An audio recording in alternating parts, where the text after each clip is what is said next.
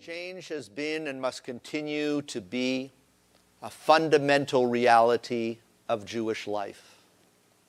These words from the Centenary Perspective, a 1976 platform document of the Reform movement, are as true today as they were 50 years ago, and as they have been for centuries of Jewish life, as well as our lives in general.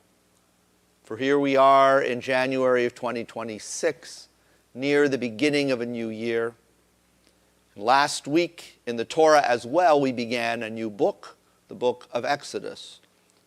And with the new beginning comes tremendous change. Under Egyptian leadership and with Joseph's assistance, the Israelites were very prosperous. But we are told that a new Pharaoh arose over Egypt, and a new leader means new policies. In this particular case, change was a very negative thing. This Pharaoh, we are told, did not know Joseph. He apparently was not aware of the important role Joseph played in Egyptian life. And as a result, he saw the Israelites not as an asset, but as a threat. Let us deal shrewdly with them, lest they increase, he commands. So they were put under forced labor. Their firstborn sons were drowned. All this seemingly because he didn't know Joseph. But is it quite so simple? It is important to point out that the rabbis had a debate about this passage from the Torah. A new Pharaoh arose over Egypt who did not know Joseph. Yes, some rabbis said this means that he really didn't know Joseph, never heard of him. So it is understandable in one sense how he didn't feel the need to view the Israelites in a positive way. But wait a minute, others said. How could the new Pharaoh not know Joseph? Didn't they keep great written records in Egypt? Wasn't Joseph, as second in command to Pharaoh, one of the most famous, most loved, and most memorable Egyptian figures, even before Andrew Lloyd Webber's stage production? And wouldn't the Pharaoh of all people be familiar with the royal records? And they concluded that when the Torah says that the new Pharaoh did not know Joseph, it does not mean this literally. Rather, it means that he refused to acknowledge Joseph. And that's why he treated the Israelites as he did. That is why he saw them as a threat rather than as an asset to his country. And that, it can be argued, is how the fall of Pharaoh and Egypt began. So what do we learn from all this? First, of course, that it is important to remember the past so as to learn what works and so as not to repeat its mistakes.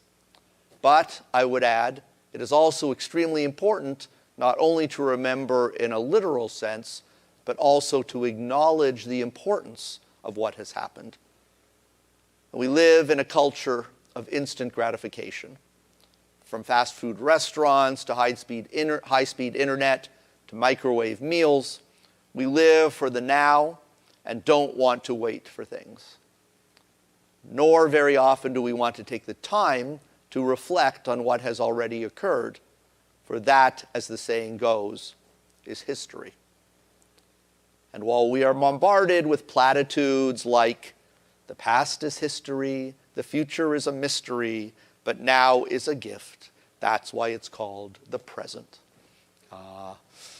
And while there may be some truth to the need to appreciate simply being in the present, in Judaism, the present cannot exist without the past. We are indebted to our ancestors, both ancient and recent, for making us who we are today.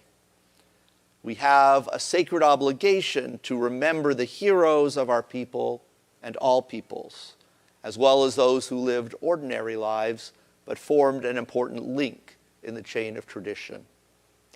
We learn from our Torah portion this week, as well as from many other examples, what can happen if we forget or refuse to acknowledge the past. We cannot be among those who do not know Joseph. We must not forget. Change has been and must continue to be a fundamental reality of Jewish life. But change alone is not sufficient to ensure success. We must also embrace the past, cherish it, and use it to guide us to a stronger future. May this be our goal and our sacred task here at Temple Israel, for it applies as much to the life of a single congregation as it does to the history of our people. Shabbat Shalom.